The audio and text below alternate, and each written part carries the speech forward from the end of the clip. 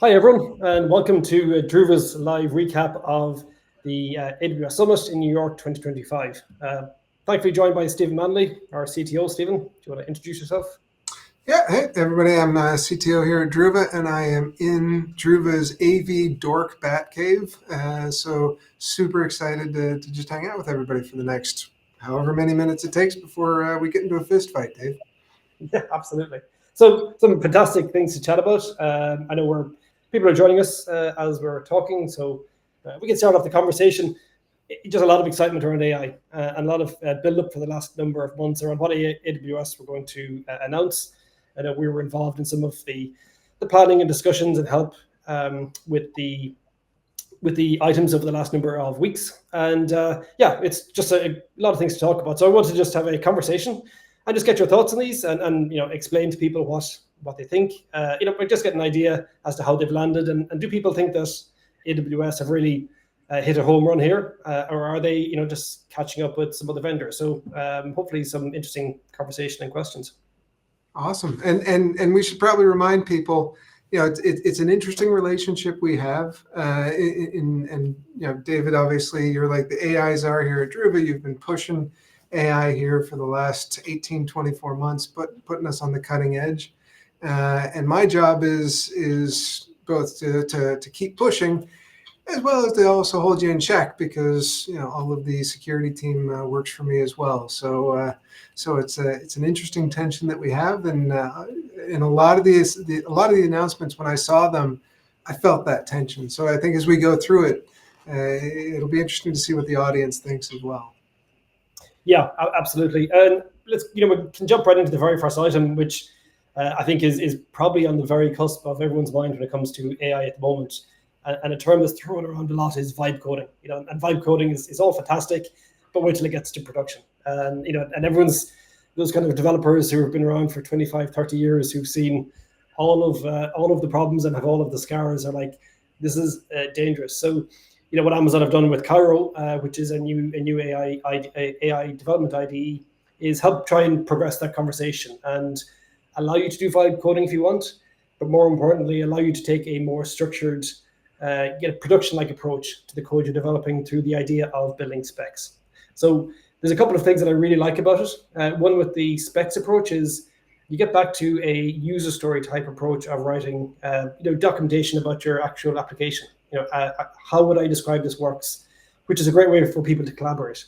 So it's not as complicated as prompting perhaps, but more like, as a user, I want to do X, Y, Z, so that, and so on. So I think it's a great way for people to start collaborating on applications, and it feels like it's actually going back to the original days of Agile by building your spec first, and everyone can collaborate on that, and then starts flowing through to actually, the more vibe coding approach where AI is taking that, building test cases and making it production ready. So really excited about how that's progressed. I think there's a couple of caveats with that, but it seems pretty exciting. Have you any thoughts from a security perspective?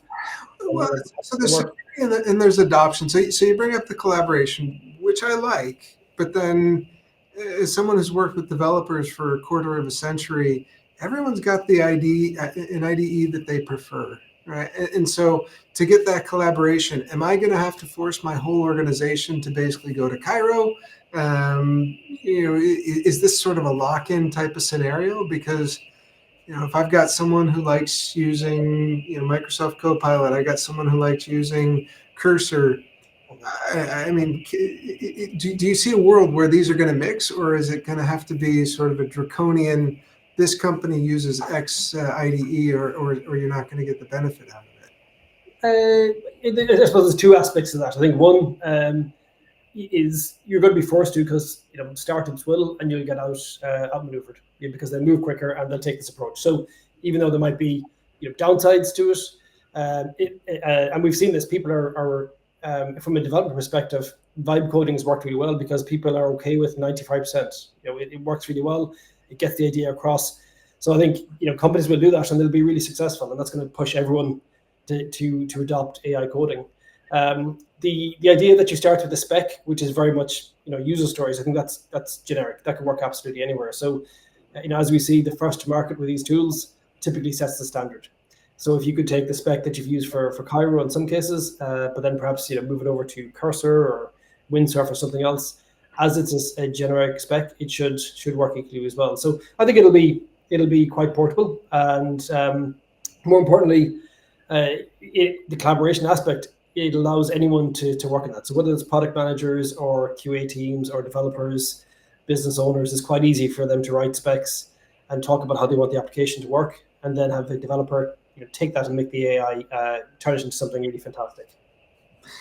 And I guess, I mean, the other question I always have when I look at this is, so then does this then change basically how developers work, right? Because for years, the best engineers were the ones that 10x coders, and they were brilliant.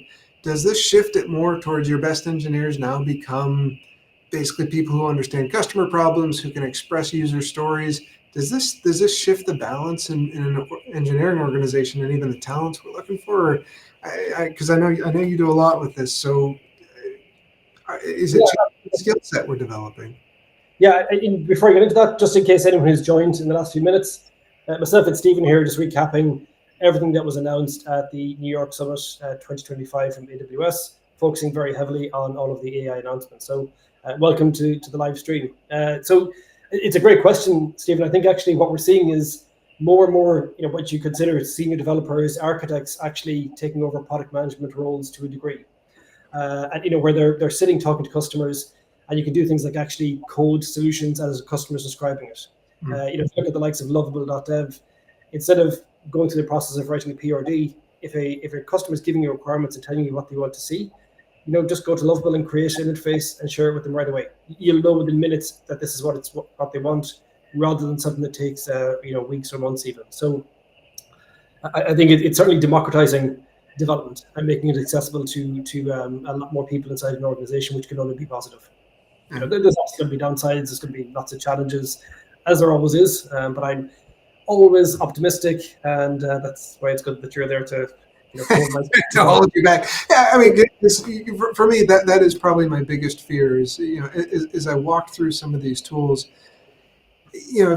for a very simple app, you can take someone off the street. For something complex that needs security, you actually still do need a fairly good understanding of architecture, of security, of how components are supposed to interact.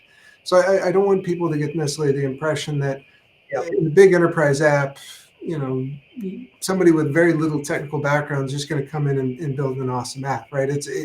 You still need that foundational element, or you're going to get pretty lost pretty quickly in any sort of complex app.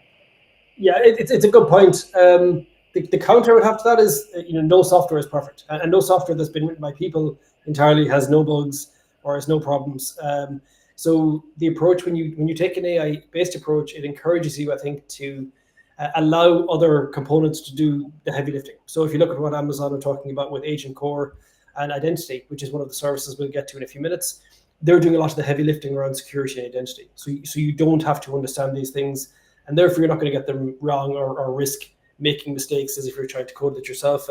And we see that happens with developers who are great, like to build everything themselves because they're great at doing it. Whereas junior developers think, actually, I can't do this. I'm going to hand this off to something that's going to do a great job for me, and I'll work on something else and look great. And so there's pros and cons to it. I don't think it's not one side or the other really.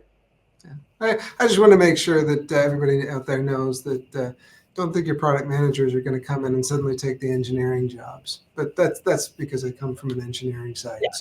So just be careful with the why don't you build it yourself comments in meetings, because maybe they might. Exactly.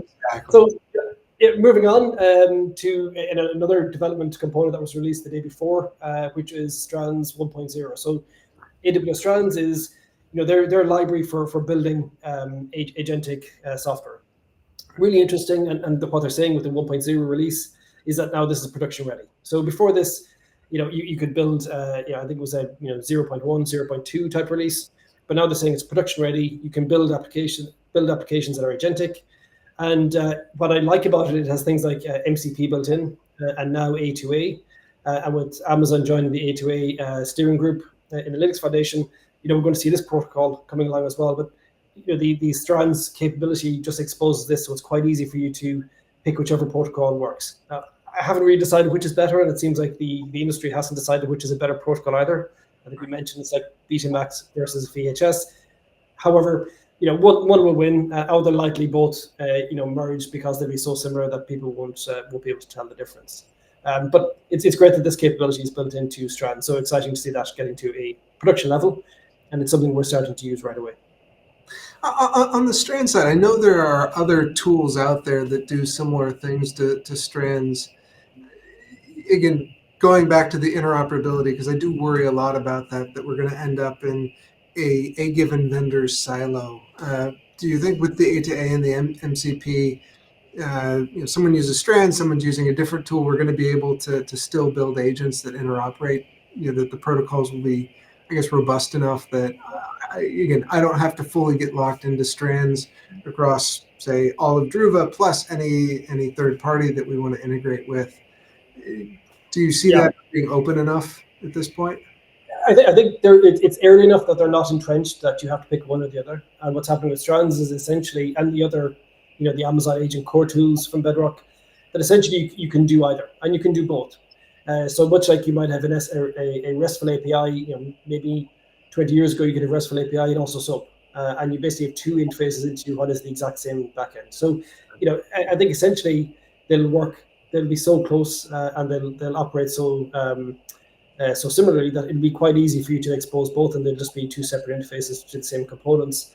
And as long as they both use, which they do at the moment, specs like OAuth, OAuth 2 for authentication, authorization, etc., they're likely going to be, fairly interoperable. So I don't think at the moment it's a concern. I think just build as fast as you can on one, and if you have to switch because of something that is dramatically different, then do so. But I wouldn't get into spending a long time trying to evaluate one versus the other to seeing which one should you pick, because they'll be dramatically different in 3 or 4 months' time anyway. Okay. So the other question I have, and maybe for the audience too, when you look at a tool like Strands, so I'm a relatively new developer looking into AI, looking into agentic AI. What is Strands and maybe the whole agent core ecosystem? What's that buying for me? Why am I doing that versus building it from the ground up? Well, I think exactly what you said there. Building it from the ground up takes time. And back to the previous point about making mistakes around things that you don't understand. So if you have to build it yourself, writing any kind of interface, doing it manually is difficult. So supporting the APIs that you need to support MCP, as an example, list tools, which is a simple example. So it just becomes heavy lifting that you have to do. And one of the advantages with the likes of a library like Strands or the agent core capabilities, or even LangChain, Crew AI, etc., what you get is the ability to quite easily move between LLMs, which have different interfaces as well and different capabilities. So you just don't want to have to build all the scaffolding. There's no value in you doing that. What's going to be valuable is you exposing your business logic and your company's value proposition through the likes of MCP or A2A, so it can be consumed anywhere customers are consuming AI, but not whether you've built that yourself or someone else has built it like Strands. Customers, well, I said they won't know, but they'll probably realize that things will break much quicker if you're doing it yourself, because there's too much involved. Makes sense, and it's not the area you're going to differentiate your AI, right? It's exactly. Yeah. Okay. That totally makes sense. Cool. Yeah. So I'll jump on to the next item just before we get on to yesterday's big announcements. But again, just to welcome everyone who's maybe joining the chat. We're here talking about AI and everything that was announced at the AWS Summit in New York yesterday. So very exciting conference, and just chatting through what's interesting. Please ask any questions that you have. Pop them into the channel. We'd love to hear questions or thoughts or concerns about anything that was announced.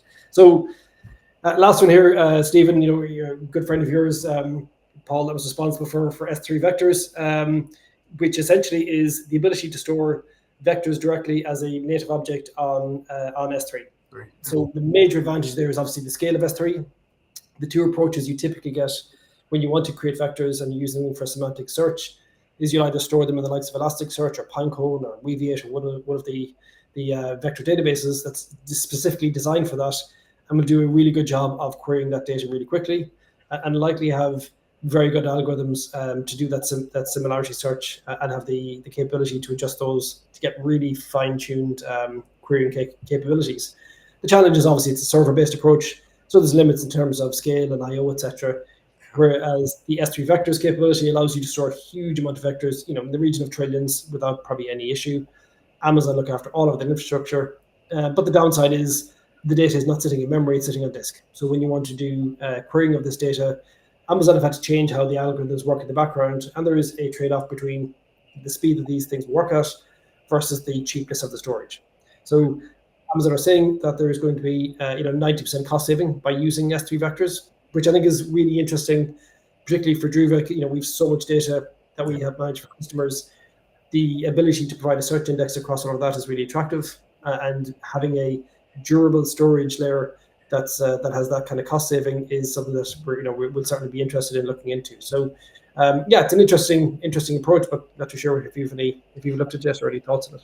Yeah. So this is the one where I'm probably less negative than the others, or less. I have fewer concerns, I suppose. Yeah, because I'm always looking for the dark side. It's interesting to me, right? Because this follows on what AWS has been doing with like S3 tables, right? Mm-hmm. And for so many years, those of us who grew up in the storage space, I mean, let's face it, we evaluated ourselves based on reads and writes, and it was performance and reliability and durability, and that was basically how we all got graded.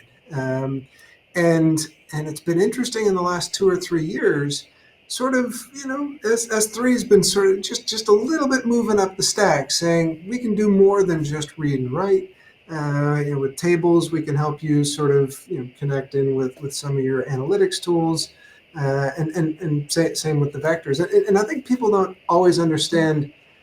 Some of these vectors are huge, right? They have thousands, tens of thousands, hundreds of thousands of sort of components to the vector that describe what's going on, such that if you do an Elasticsearch or an OpenSearch, it's expensive, right? And so it can be really interesting to see where the storage stack is heading, where it's saying I can do more than just read and write. I'll really help you sort of analyze and connect. So I'm pretty excited about it.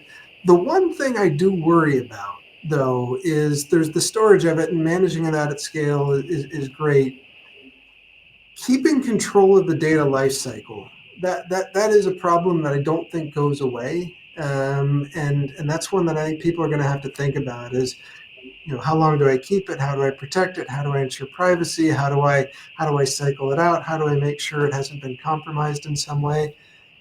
That part, and maybe I'm overly worried there, but that's the part that worries me, especially as we get to these massive scales. But huge advancement, but now there's just a new set of problems that come right behind it, I think.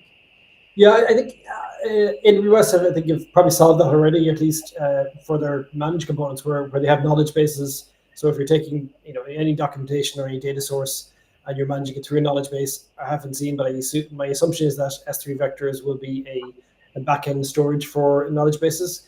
So they manage the life cycle of the document at the document level rather than the vector level. So if a document gets deleted from the source data, the corresponding vector gets deleted after a certain period of time as well. So, for the most part, my assumption is going to be looked after by AWS, and I'm positive about that. What could possibly go wrong? So, I think what we've seen so far is they've done a very good job of that. We use knowledge bases very heavily, and they do a really good job of as the actual live data gets life cycled, the corresponding vectors get treated in the exact same way. So we don't have to worry about, especially if it gets to trillions of vectors. That's a huge amount of information that you need to manage. And again, if you vectors that are spread across, hundreds of thousands of vectors for a single document, which is, it's a lot. That becomes a lot to manage. So really, you want to manage it at the document level rather than at the vector level. Okay, that makes sense. I buy that. But yeah, like I said, the exciting thing to me is just to watch that. Again, storage is bringing more value to the table for users, which I think we've been trying to get this to happen for years. It's good to see that it's happening. Yeah. So again, I know sure if anyone's joined. Welcome to the AI conversation around AWS, the summit in New York. The next item we have on the list, which is the big announcement yesterday, was AWS Bedrock Agent Core. And if I have one pain point here is now there's two Bedrock services in Amazon. There's Bedrock and there's Bedrock Agent Core. we don't need two different services, however they are, and we'll have to deal with that. So the headline is it's a comprehensive set of enterprise-grade services that help developers quickly and securely deploy and operate AI agents at scale using any framework model hosted on AWS, Bedrock, or otherwise. So quite a mouthful, but really, I think back to what we talked about with Strands, the infrastructure that supports that. So the idea that you don't have to build all of the components. One of the services we'll talk about in a minute is Bedrock Agents Core Gateway. I'm going to have to shorten that down. So Core Gateway, and what it does is Core Identity, which handles identity. So it handles things like the OAuth 2 compliant nature of MCP, which is currently in the spec, and that's evolving at the same time as well. But that you can have both the inbound auth going to your MCP servers that are hosted as part of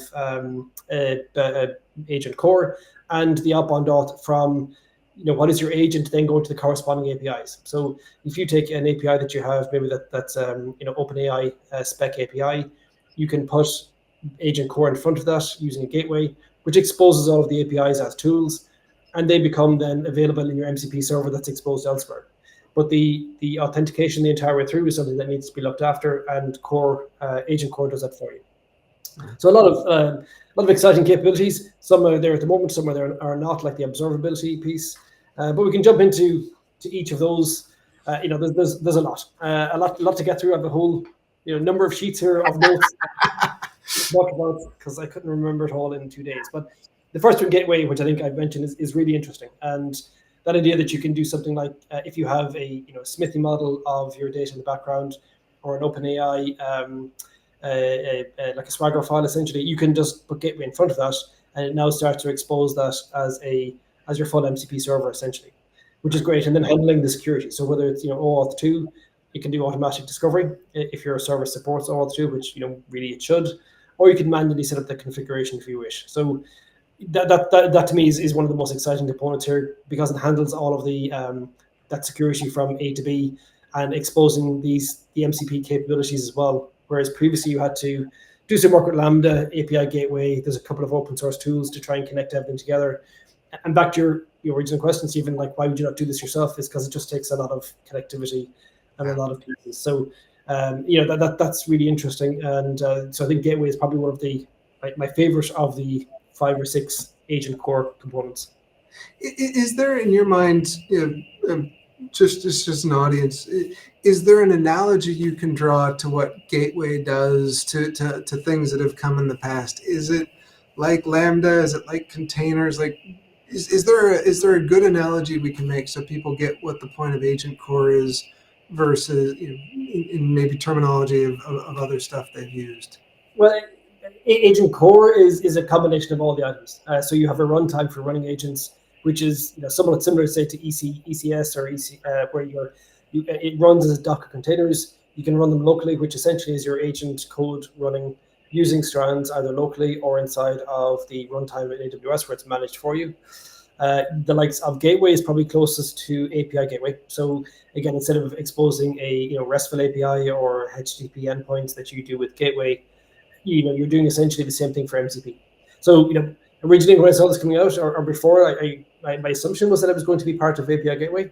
It's using all the underlying technology, it seems, but it's not part of API Gateway. So the agent piece is separate from what historically Amazon uses to expose all of the standard API endpoints. But it works in a very similar way. So I imagine it's probably using everything under the hood that is there in API Gateway. Agent Core Observability is a CloudWatch, essentially. So very much trying to understand the metrics of what's happening to agents. And again, as they get more complicated and you have agents using other agents or multi-agent capability, agents as tools, you get this very potentially multi-step process where it's very hard to track from one piece to the next. And observability in Agent Core helps you manage that. Now, we haven't got a chance to look at that yet. It's still not available in the preview mode that we have.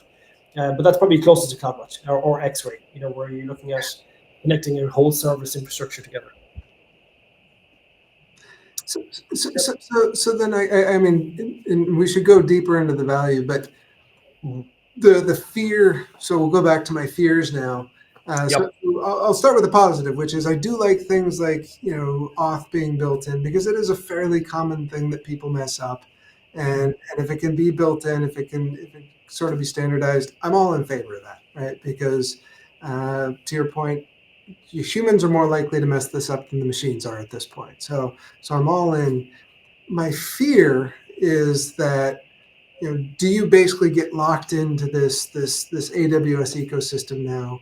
And it's the usual cost benefit. I get it, right? By getting locked into the ecosystem, you get the security, you get some scalability, you get all the benefits. But is this going to be a very sort of verticalized play where once you're in, it's going to be really hard to get out?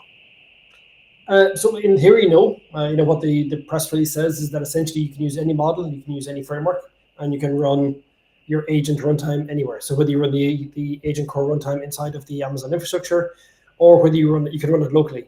With command line, just put a dash local parameter on the end of the command line, and it runs it locally. So and essentially it's all Docker based. So from that perspective, it seems on the surface like it's actually going to be quite positive that you can run any framework, whether it's LangChain or Crew AI or something else, that you can run all those. And then when you want to maybe scale up what you're doing from stuff you run locally or on your own instances to something that is managed by Amazon, where they can do all the heavy lifting for you as your application scales, it seems like a relatively seamless transition to go there. So for the most part, it seems like it's like I said, on the marketing side, it says it's going to be open to everything and open to everyone. So who knows? But yeah, and from what I've seen, it looks like that.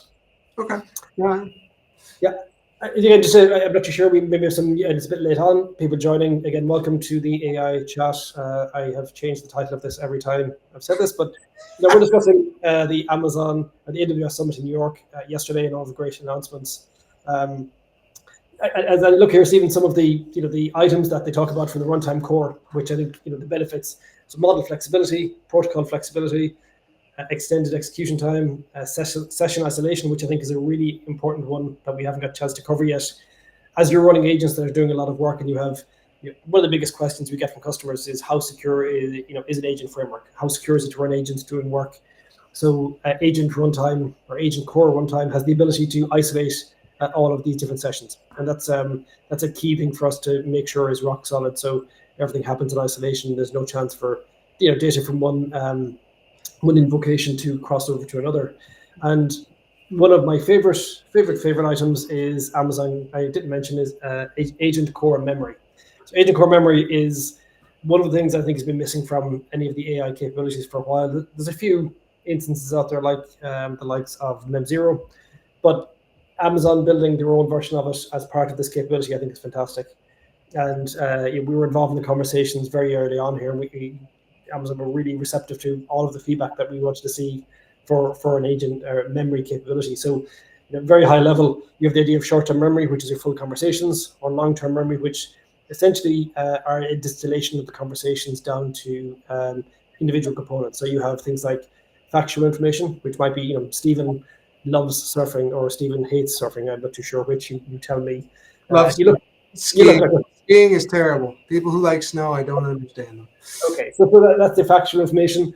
You have semantic search, which essentially is building vectors of all of the conversations that you've had with any of these AI agents. So you can, as you describe your role, you're working as a CTO, here's the kind of things that you do. All of that information should be available. So when you ask a new conversation in a new question, that agent core memory allows you to essentially search for things you've discussed in the past and bring that back into the next conversation you have. So that semantic search is really good. And then essentially user preferences, which might be things like you love to see when you're asking for a file, you typically want to see a CSV file versus a JSON file, or maybe Excel format. All of those things that go from here's a very broad level for the conversations you've had versus factoids or atomic pieces of information, and down to preferences. And one of the really nice capabilities that AWS have added in the memory capability is the ability to build your own versions of these, or their own strategies, as you call them. So you could have, you're not restricted to just those three. You could maybe make one that is across an entire company. So you take all the contextual information for an entire company and start storing that in memory and make it so that that context is now available to anyone in that organization. So maybe it's something like sales data, and you've got the whole sales team, asking questions and learning. What you want is the learning from one customer or one user to pass on to other users in the organization. So I think that's pretty interesting. And you can, the other really exciting thing is it's valid for, or the TTL is 360 up to 365 days, which is great, because what we've seen is that customers continue conversations over a long period of time. And it's almost like you imagine having a conversation with a person. Like, we don't start a conversation, each week and say, okay, Stephen, let's stop. Forget everything I talked about last week. Let's start a brand new conversation. And I'm sure you wish you could sometimes, but there are certain projects where it feels like that. But we'll leave those alone. It carries on, and all of the context over a long period of time keeps informing, the next part of the conversation, which is fantastic. So then, just to throw again the two fears that immediately bubble up when I hear these two things. So I'll start with the easier one, which is money, money, money, money. Having this much memory for this period of time, has AWS revealed what the pricing is going to look like? And am I going to have to mortgage my house, sell my kids? Like, how much is it going to take? Well, we just don't know. And we were asked that question earlier on as well, and it's a very hard to actually answer. How do you value what this is? Because the context of a conversation changes and is worth different things to different people. It really comes down to the user experience. So it's very, very hard to measure that X amount of memory equates to X amount of dollars essentially. So at the moment, there's no pricing available, and we do know that the components behind it are going to be Amazon's components like DynamoDB or S3 for the long-term interest. So those things are going to cost money. We just don't know what they'll be. That makes sense. So, all right. So now I want to throw my second fear, and the bigger one: privacy. Right. So you mentioned, hey, this is a way to learn about me. You'll find out that I like surfing, I don't like skiing, which anime I like. The fact that I can't think of any other interesting facts about myself at this moment, but I'm sure the AI would have some. And potentially cross-company, looking at sales reps, looking at potentially deals. How do we balance this to ensure that we're not violating privacy concerns or exposing a lot of data to, like basically the world's greatest honeypot for any sort of ransomware attacker that just goes, if I can grab this, I've got everything I need. So I mean, as you're looking at this, given you're driving this here at Druva, how do you strike that balance? How do you view that we're going to be able to manage that? So yeah, I mean, across the all of these AI services are architected like everything else we use at AWS. So whether it's DynamoDB or RDS, all of the same security considerations. Whether it's going to be isolation of requests, encryption at rest, encryption in transit. All of these things are the exact same for the likes of these services. Now, tactically, when it comes down to actually creating the memories, you have the ability to scope these to either a user, to a session, to an actor. So there's a number of different components that you can isolate them to. So when you isolate something to a session, it's only ever available to that session.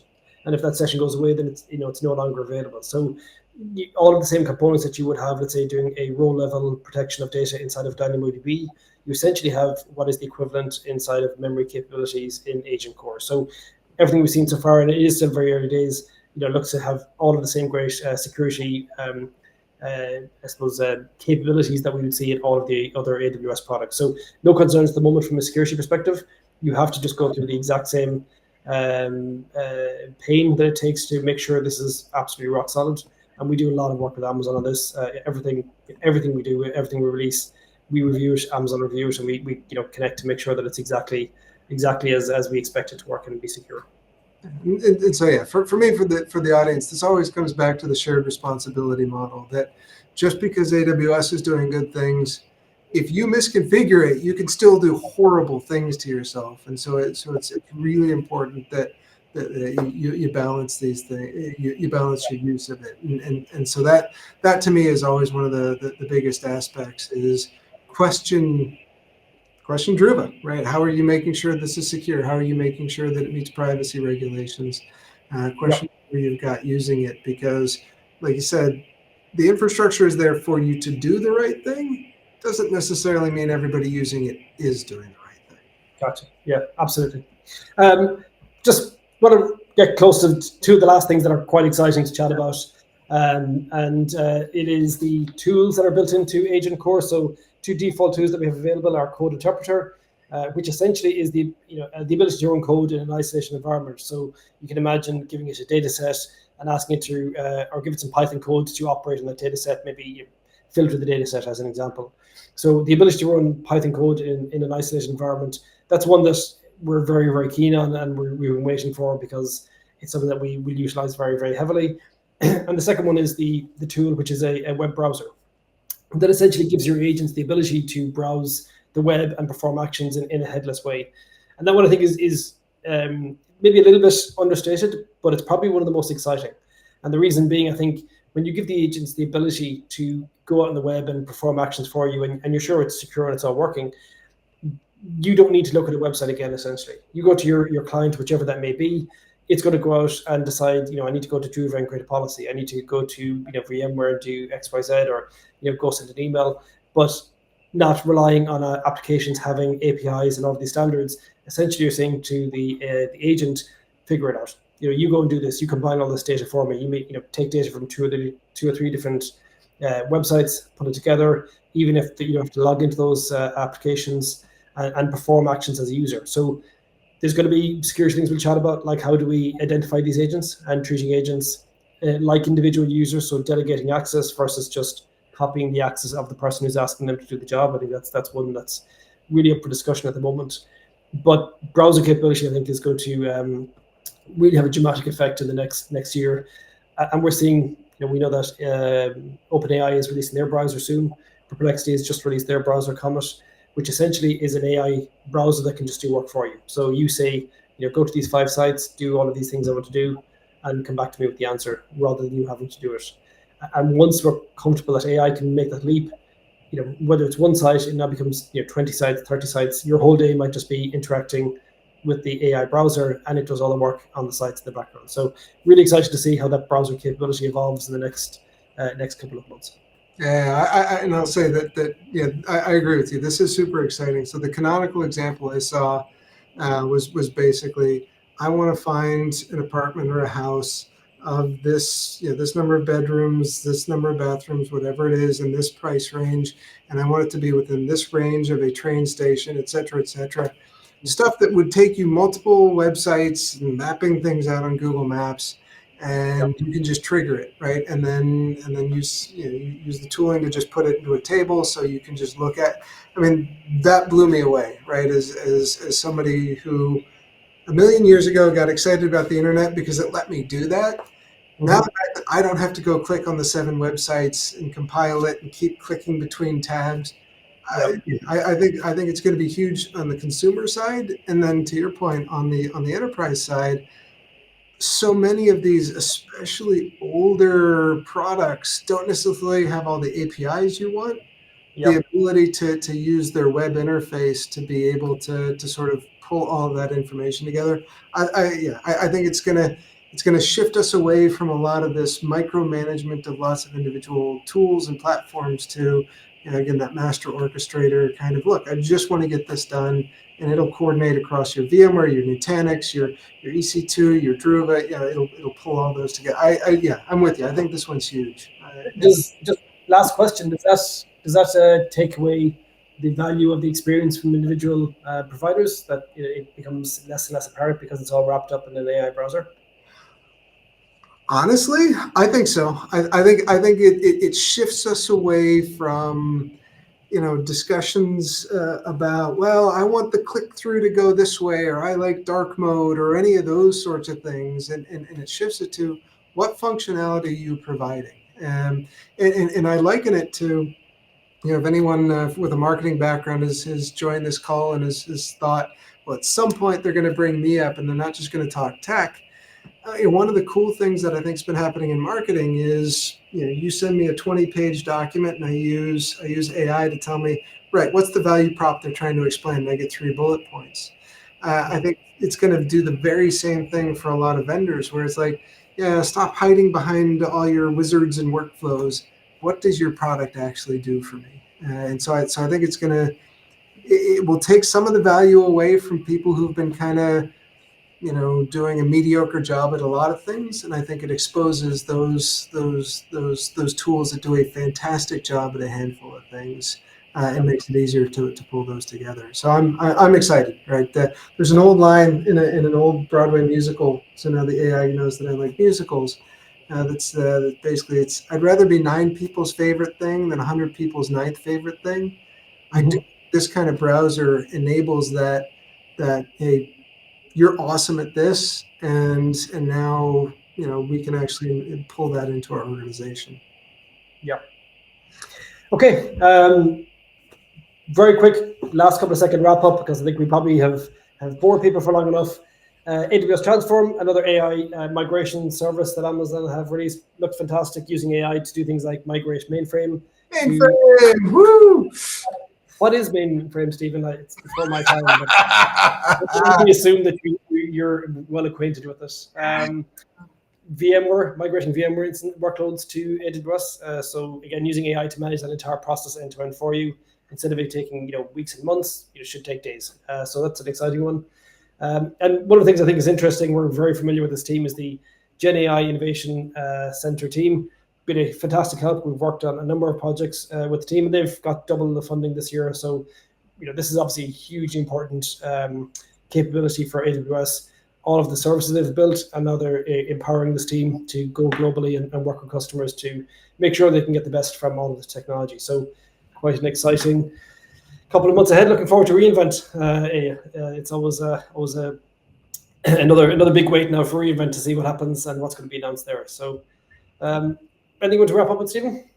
I think for me, it always comes to this, that you see what AWS is doing with AI, and let's be honest, there are other vendors out there that are also doing amazing things on the AI space. And so, the reality is, if you're out there and you're thinking, gosh, should we be dipping our toe in the water? The answer is yes.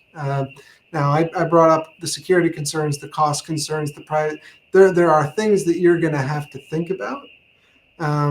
But we're not at a stage anymore where you can kind of go, well, should we do? The answer is yes. You should be doing something, and I encourage you to look at a lot of what David posts, David writes. He is the thought leader here at Druva in terms of that. Look at people like David, because they'll help give you guidance on how you can get started and how you can get started safely and in a vendor agnostic way. Super. Thanks, Stephen. And thanks everyone for joining us. It's been great to chat about AI and what AWS are doing. Look forward to catching up the next time we do a live stream. And you reach out to us on LinkedIn, Stephen, myself, if you have questions, and Druva.com. Go and find out what Druva does. There's going to be lots of ways to help get answers to questions that you have and how we can help with data security. But yeah, reach out. We'd love to chat about how AI is changing businesses and how we could help. Thanks, Dave. Thanks, Stephen.